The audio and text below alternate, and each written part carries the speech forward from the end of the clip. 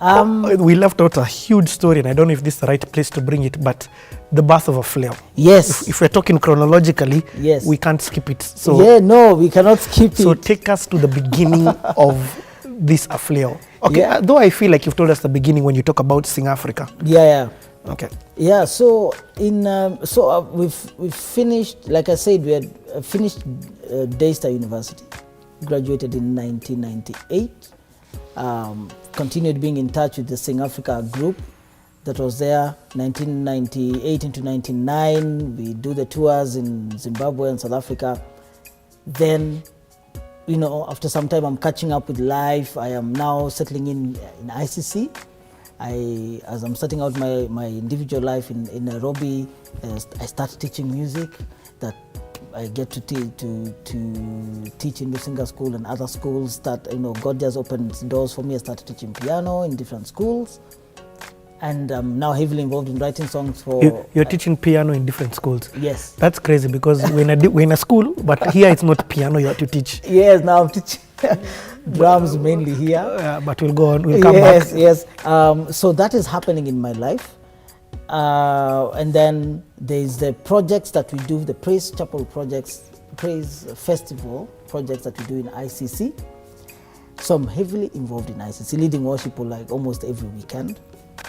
Then, into all this time, as all this is happening, remember I told you that we knew, when I say we, is like for me and the friends that were around me when we were starting Sing Africa and that generation, we knew that God had called us for something greater.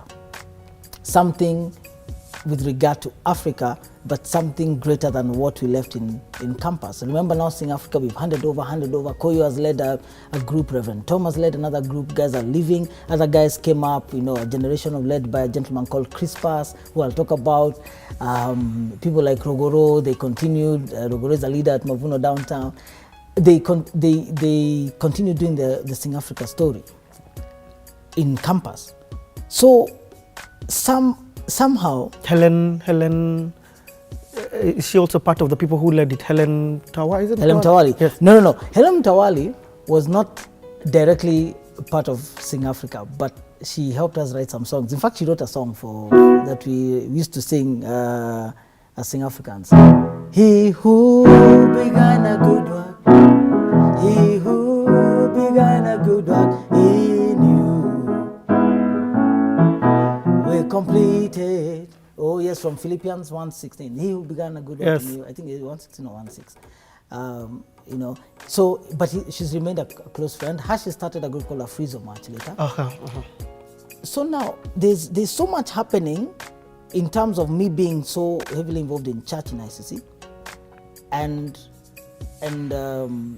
also just asking myself, what is this greater thing that we're supposed to do? It's not coming. I'm keeping on asking my questions, you know, about this. Now that time I've become so much part of the ICC culture. I've become part of, you know, the people who are involved on that stage. People have seen me. My pastor, who is now Bishop Philip Kitoto, that time was the pastor in charge of worship.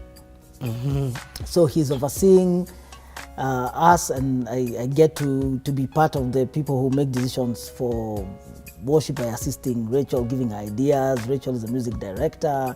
Then there's a worship team leader. His name is David Kingori, and then there is Bishop. That time is Pastor Philip. Used to call him Pastor P. All of us have got this core thing that's doing worship in ICC. But every time I'll talk with Pastor, I'll tell him, you know, there's something that God gave me in Daystar in 96. And it settled in my heart about Africa. I just don't know. And he's telling me, you know, just keep praying about it. Pastor Philip starts doing some very interesting things. He picks me sometimes. He's teaching at the East Africa School of Theology, which is now a fully fledged university. That time, doing classes on music and worship. And sometimes he tell me, you're free, let's go. come buy you lunch and just follow me, we go. So I'm thinking I'm accompanying him to East to, do his thing, and we're talking, I'm telling him about, when I'm falling in love, I'm telling him about these things. And he was there when I told him what I was feeling for my wife, and, before I married her. And so we talk those things, and then when we get to East, he tells me, come and you're going to speak in my class. I mean, what? this young boy, and I'm going to teach what? Music and worship. What do I know? So you throw me in the deep end, and I just fumble around. I have to refer to the Bible, what we know about worship. So what that did for me is that he made me start thinking wider about the music, and even speaking into Africa. Like I would tell him, I want to sing songs for Africa, but also looking at what really music ministry is. And he actually mentored me in that way, very informally. Let me ask, huh? Yeah. When you were teaching, what would you say? Like, give me an example. Let's say I'm in your class. That time is not what I would say now. That time I just used to focus on music. Because now it's a class on worship, principles of worship. He had this booklet that he was teaching, for example, the basic definitions of worship there's a Greek word that says aboda, or proskuneo, to kiss and to submit and all that. Him is saying those things. And in ICC, we used to do something called School of Ministry. Anybody who was involved in ministry used to go through the School of Ministry. So you do either a topic on worship, topic on marriage and relationships, or you talk about financial management. All that stuff was happening. So I sort of had an idea of what to say, but I'll just copy from the book. The proskineo, submit and to kiss, yada, lifting of hands and so on. But then now I'll just go to the comfort zone for me, which is music. Yes. So what I would do is talk about song arrangements in a worship set. Then I'll tell you that you can create a model, talk about models. You can create a model whether you want to focus on adoration and how deep adoration is. So maybe you can have ABCD songs. I would probably talk about, guys would ask about keys and so on. I'll talk about the comfortable keys for congregation. We're just going technical. Dude, but still that is, and this is why I do this thing. That's why I've asked the question. Yeah. Very intentional. Yes. For you think that's normal. Yes. You're talking to me and I'm just like, yo. You've told me that before. Yeah, it's not normal. Yes. What people do on a normal basis, it's normal only to them. To other people, that's gold information. Okay. That's why I've slowed you down and asked you. Yes. You see, already you've already broken down. When you're doing worship set, there's actually a structure in which you've gone to. Yes. You've even talked about the fact in ICC that you guys went through worship ministry. Yes. A lot of worship leaders just jump on stage because of a good voice. That's true.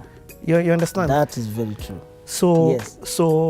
Anyway, to end the story, a question. No, but I hear, I'm challenging you. I hear what you're saying. So I would probably base on what people ask. And that time, most of the people who are at East Africa School of Theology are from different KAG Church. It's owned by the KAG Church, East Africa School of Theology. And KAG Church is a very widespread church. Most of them come from different parts of the country. So we would need to deal basically from changing the perception of music being away from your story into let us give our hearts, put them in words and sing to God. That's the concept. Remember I talked about it was a concept that had not fully been understood for a long time. And so where instead of communicating horizontal to you, horizontal means I'm telling you Jesus has done this for me. And tell you the story about my life. Now I'll take you to God. That means now all of us, we are turning this whole thing around. We are first saying who God is and tell you now we together are giving you. That's why giving our hearts to the Lord. Then you personalize it and point to Him, to God in prayer, in declaring who He is. So it's no longer talking about us. So a lot of that generation that was coming to the class had that to shift and change. So we had sort of gone... And I understand that as a musician, because the awe you get when you receive Christ and what He has done for you, you sort of want to run to everybody and tell them that story. Yes. You get, it's like, yes. yo, this is what God did for me, from a musician point. Yes. But the second stage is now, despite whether he's done anything for you or not, he is still God. Yes. It's a second level of now maturity. That's very true. So now what we had learned by the exposure that we got in ICC is one of those churches which, I mean, I talk much about it because during our time, we easily had access because of the friends maybe that we had in the US and our previous senior pastors.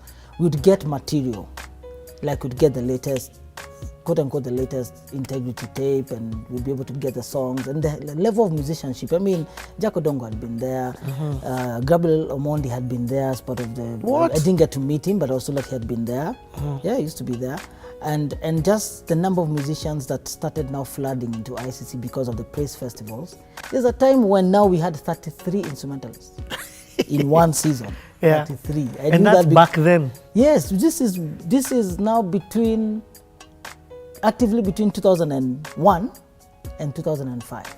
That is insane. Because by the time I was getting married in 2003, we were at the peak, as in, you're sure, no matter what song sets you're doing, or no matter how the rota is, you're sure you have basic 4-piece band.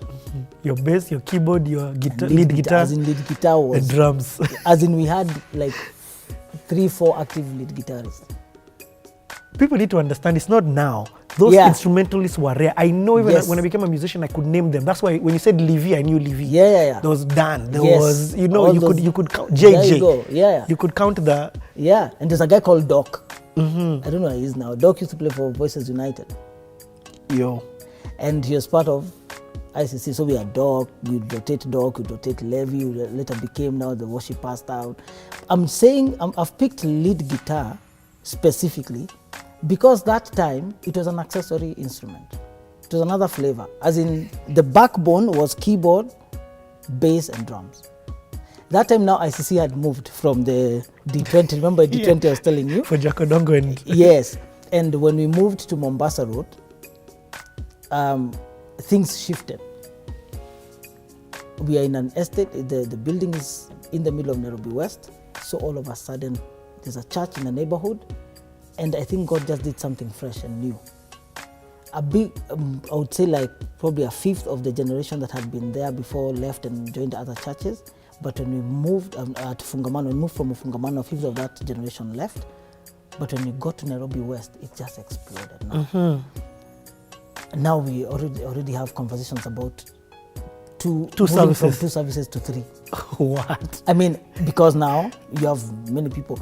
And then the first service was in September 2000, and it was just celebratory, and we had gotten our electric drum kit, electric pads that we bought, I think donated or bought, I can't remember.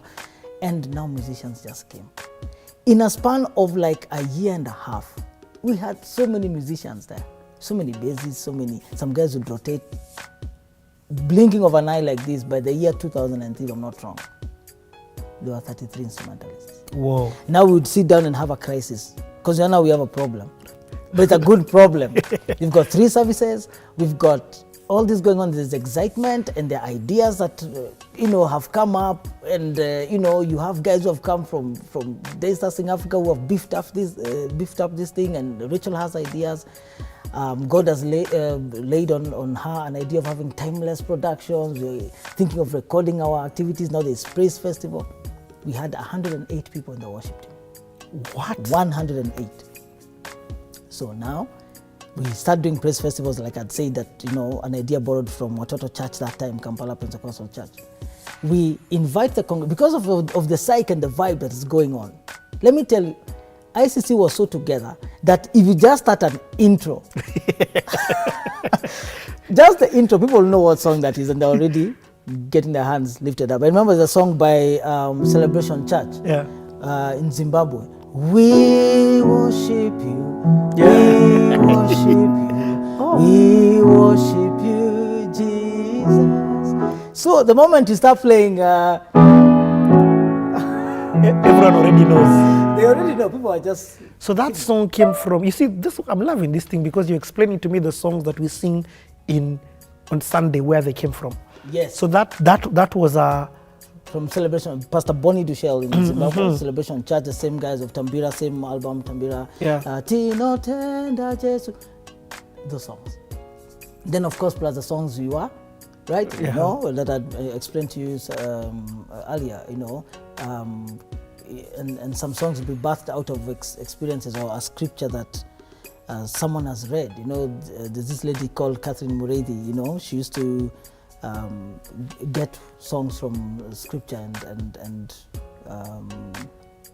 write them down. Like there's one that she was inspired from, I think it was Isaiah 43, but it goes something like this, like a lone tree in the desert, like a silent stream through the night, something like that. Like a ray of sun on a cloudy day, your love is real to me. And the chorus says, I bless your name, Jesus. I bless your name, Jesus Christ. Mixing up some words, but that's how it was. Man, the whole church, I bless your name, Spirit, your love is real to me. And she's sharing her experience. Charles Langat, my bassist, one morning, stopped playing the bass and shared with the congregation that I had a dream last night and the Lord was putting a song in my heart in the dream. And I woke up in the morning and I started playing it before I came. And so I want to play for you. I mean, during offering, he starts playing the bass alone. So this is what the Lord gave me last night when I was dreaming. Boss, oh man, when you have a family of believers and church believers who are working together, and that's what I love about the strength of the church. If you have one vision and one heart on what is core, you find that a lot of things just happen in the Spirit of God and the atmosphere. You're just connected. You go in there, you're feeling healed. There's a time we're praying for so many sicknesses. Guys are getting healed in the midst of all that. So because of that, we had ideas of having the congregation register to be a part of the worship team for the Praise Festival project. That became a culture. We did about three, 4 Praise Festival projects within that time that culminated in the recording live of the album Leo Sasa na Milele, which had now Nani, Shangilia, Upewe Sifa, all the songs. From there now, with that we've interacted with many believers. We are getting to connect with Nakuru people, we're getting to connect with Zimbabwe people, we're getting to connect with other many people. God lays in my heart. This is now between 2002 and 2003. I started preparing for my wedding. Okay? This is now the other side of it. I started preparing for my wedding with Moyo, my wife. And she had been part of, we were together in South Africa, Daystar.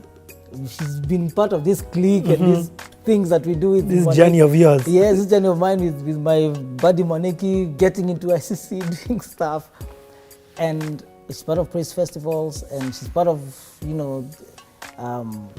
just watching what we're doing. One between that time when we were planning to get married, Jack Odongo is given a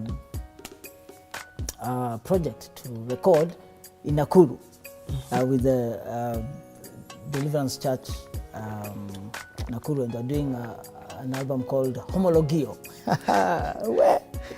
And we go, and I'm telling you, that's when I see Alvan Gatito for the first time. Pastor Dixon Duo, a lady called Lorraine, now we are good friends. Man, it was brilliant. It had been arranged by our friend Johnny Armide, who passed away. Unfortunately, Johnny Armide is a big brother to Jaime, one of the musicians.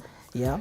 And he passed away in an accident. That Jaime got into a coma. She survived, but Johnny left. But he was such a wonderful musician. So what that did for me, I started seeing and hearing different songs that the church was singing. Now, not just the local church, not just Nairobi, but even the greater church. That's when I started, in my heart, feeling that God is preparing me for something that has to do with taking the whole spectrum of lifting up the name of Jesus at a greater scale. Because of all these friends that I'm meeting, there are no walls anymore.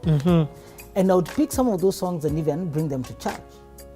You know, like there's a song that I picked up from a church in South Africa, Rema Church in South Africa. Would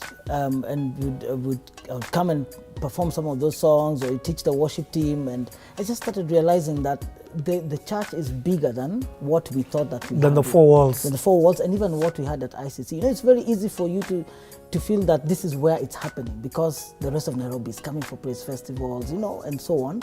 Hope FM is happening actively. Aflewo is there, and Tina J Soxy, and Tina had been in family radio.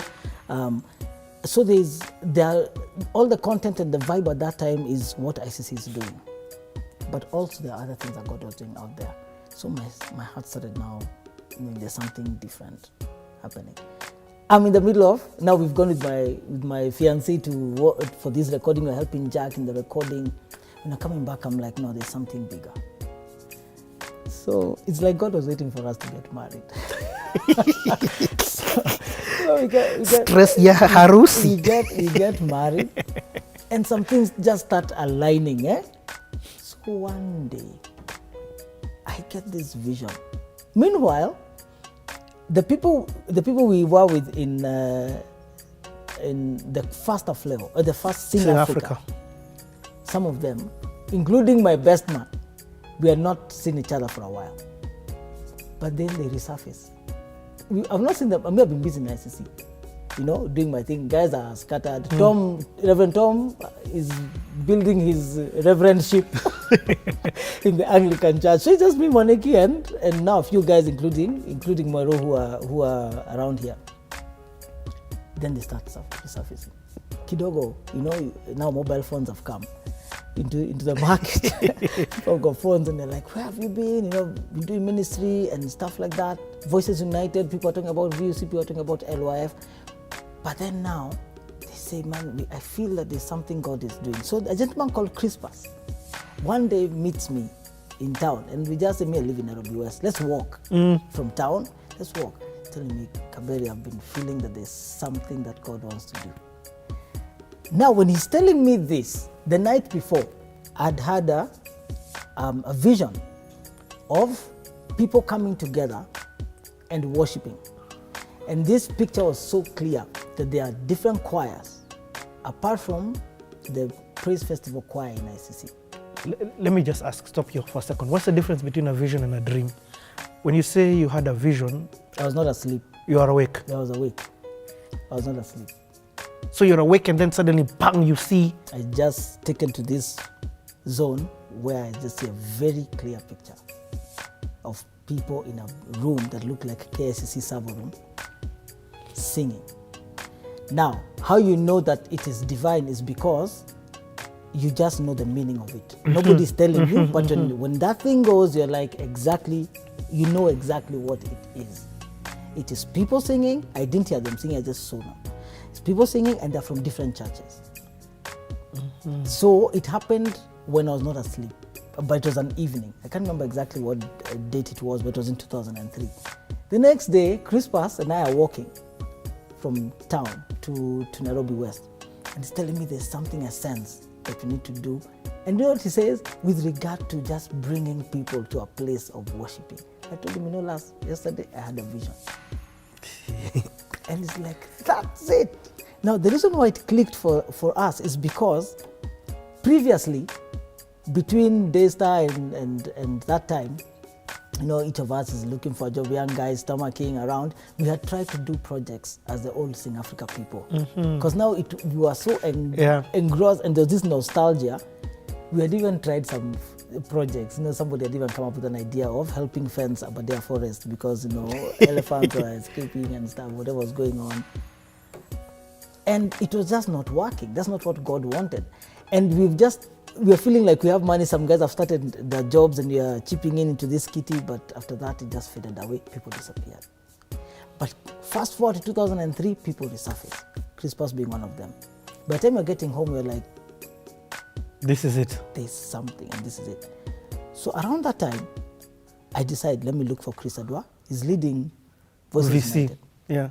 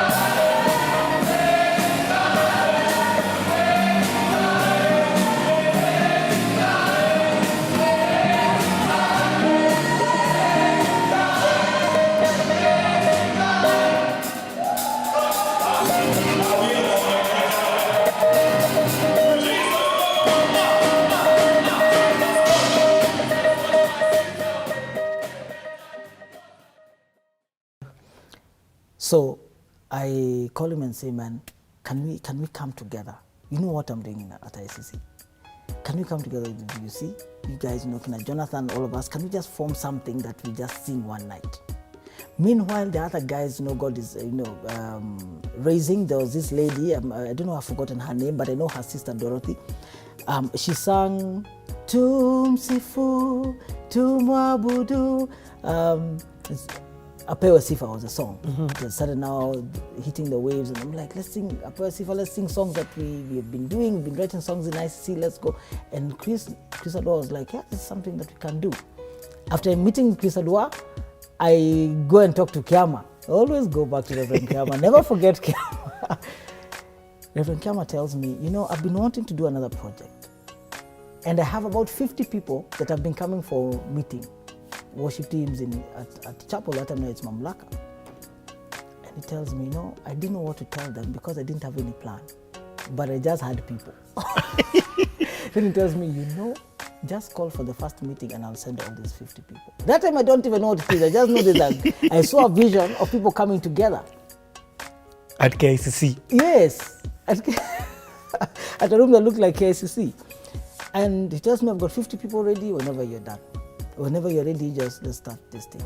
So what happened now in 2004? 2004, we were doing Praise Festival again at ICC. That time, remember what we were saying, that the worship team would have the congregants beef up. There were 75 people, 72 to 75 people in that Praise Festival. Everyone now was excited. Because now a rumor started spreading, Kaberia's got this idea, Kaberia's got this idea, let's do this, let's finish this thing. In between 2004 now, we start with Christmas. My best man showed up, resurfaced. Out of nowhere, his name is Kamau, and his wife Stella. We were together in South Africa, Stella, Kamash, and a guy called Kirika, and then Paul Kehiu resurfaced.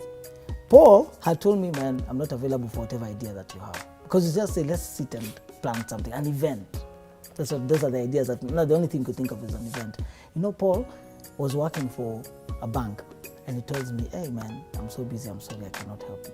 Do you know, a week later, he calls me and tells me, I could not sleep since we met. Can we meet tomorrow? I'm like, okay, Paul. I go and see him. He's written a strategic document.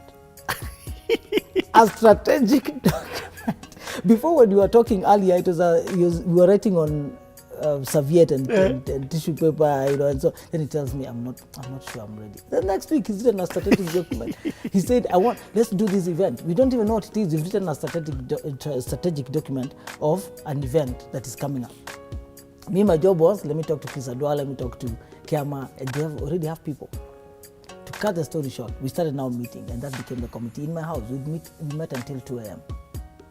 for this worship event. We said, okay, let's put together people to come together. But we're always asking ourselves, so how is that related to the Africa thing that God gave us? Because we have gathered here as Sing Africa people. Yes. We started Sing Africa. Christmas was generations later with Rogoro and so on. But we talk about Africa and Sing Africa. So how is this thing related? So let's just put together this thing.